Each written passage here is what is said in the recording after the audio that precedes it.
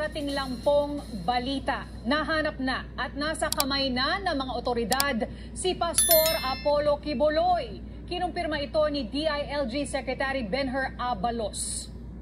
At ito po ay nangyari matapos ang 2 linggo na araw-araw na paghahanap ng mga pulis po doon sa compound ng Kingdom of Jesus Christ. Nako, mahaba-habang teleserye yung nangyari. Oo, abangan po natin yung mga report pa ni na Hernel Tocmo na nasa Davao City na kanina nandun lang sa labas ng POJC compound. So, saan ngayon dadalhin si Pastor Apollo Quiboloy, ano? At ano yung gagawin din ng mga miyembro ng KOJC sa ganitong development. Diba? Yan yung abangan natin. At isa sa gustong malaman ng mga tao ay kung ito-turn over natin siya sa Amerika.